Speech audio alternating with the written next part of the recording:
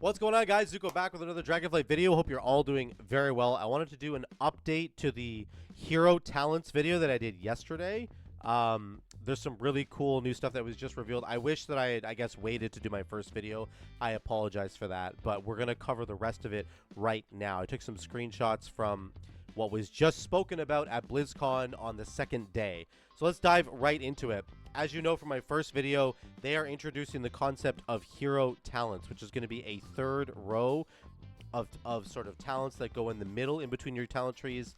I had some speculation on the first day about what I thought these were going to be, and we now have much more clarification on exactly what's going to be happening. So first of all, this is the hero specs list right here, which is super cool. So this just tells you all of the different names of the hero talent tree. So remember, every spec that you have can have access to 2 hero trees. There's going to be 3 in total. You only get access to 2 of them as a spec. Let me just show you a little mock-up picture that I drew. It's pretty bad, but we're just going to look at that really quick. And here's the basic premise of what they're doing. If I have a shaman, I've got Resto Shaman, Elemental Shaman, Enhancement Shaman, okay? These are the 3 that got announced, and I'm just putting them in the position that I think they're supposed to be in. You can see... Why is it still up? Why is that up? Get this out of here. You can see with my picture here, Stormbringer, Farseer, and Totemic are the 3 that are there, okay? So, I don't know where these go right now. I'm just speculating again that they go here. Stormbringer makes sense to me that it's in between Elemental and Enhanced. Totemic kind of makes sense between Enhanced and Resto. Farseer kind of makes sense between Ellie and Resto. I'm not entirely sure about these 2. These could potentially swap. Here's what they're doing. They're saying that there are common spells between these different specs, and we're going to focus on those as our points as the talent points that we're going to get. So the hero talent points are going to focus on that. So if you were making a Elemental plus Resto Shaman, you're going to get the Farseer. You're going to have spells that focus on Stormbringer, lightning spells, and all your shields. Now, for Shaman, there's actually common ground basically everywhere. But for some other specs, there isn't. Now, let's dive back into the announcement here, and let me look really quickly at one of the trees that was introduced to us. So this is Keepers of the Grove. This is Resto Druid plus Boomkin, okay? They're only showing us 1, 2, 3, 4, 5, 6 options here. There are going to be 2 more talents that you get automatically, and then you have 3 more choice nodes. So on this tree in total, you've got 1, 2, 3, 4, 5, 6, 7, 8, 9, 10, 11, 12, 13, 14, 15 talents that you have access to. You only get to pick 10 of them, okay?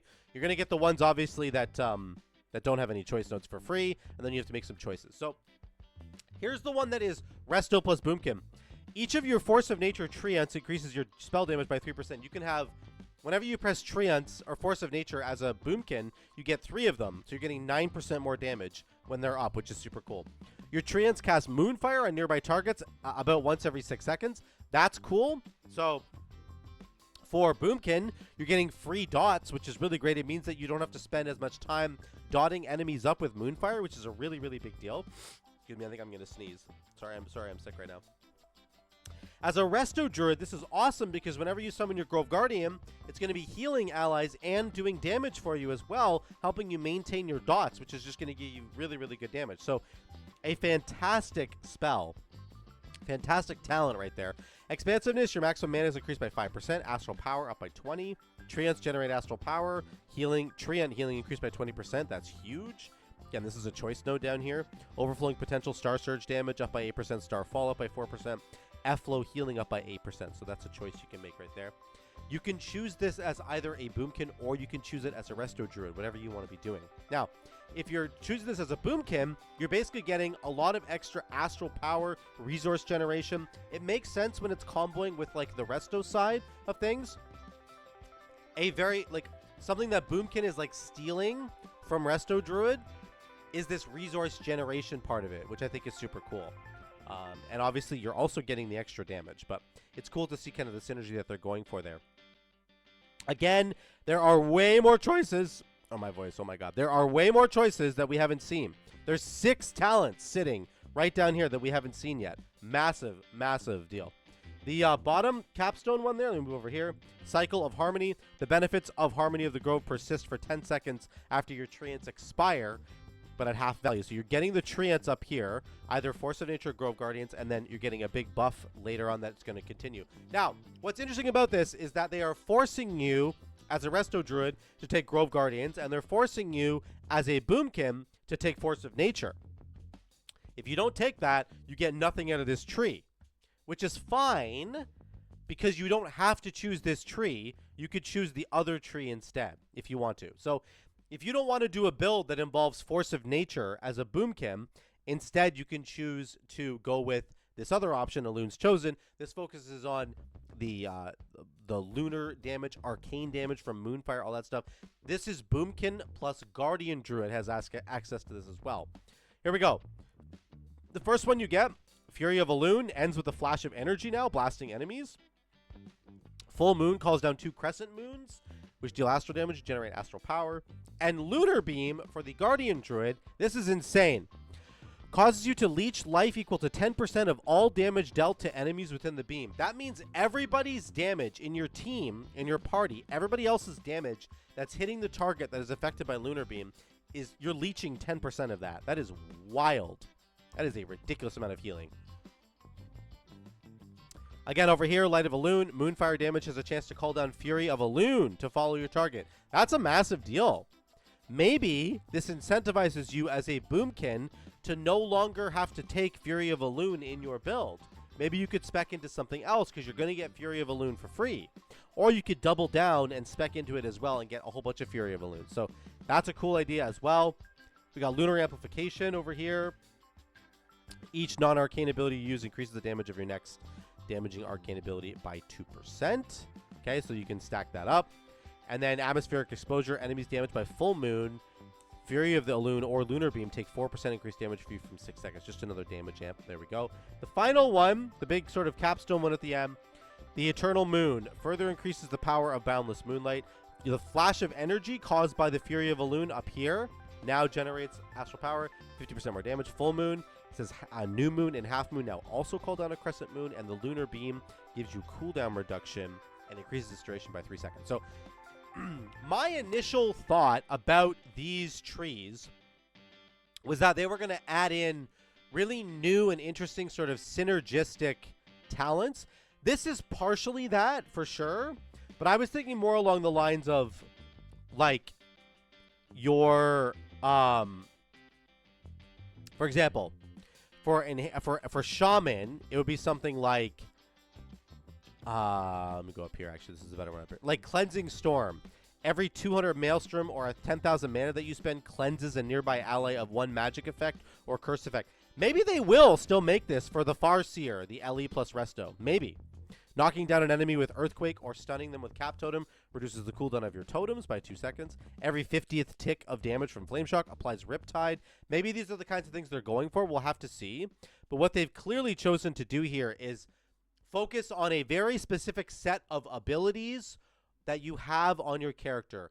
If you have Treants, or if you have Force of Nature, and then for here, you have to be casting Moonfire. You have to be doing like a Moonfire Bear, an Astral Bear, if you want to benefit from this. Now, again, even as a bear, you don't have to choose the Astral Bear one. You can instead choose to go Druid of the Claw, which I believe is going to be Feral plus Guardian.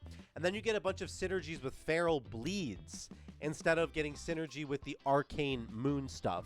So you can be a Galactic Guardian Bear if you want to and get all the bonuses from Boomkin, or you can be like a Bleeding Savage Bear that focuses more on the Feral stuff.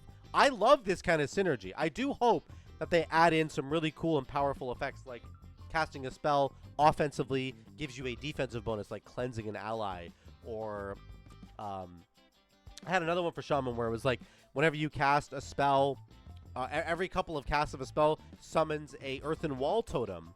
So it might be more of a defensive look. So we're going to have to wait and see what they do. As of right now, this is kind of what we have to go with, and these look very, very good to me.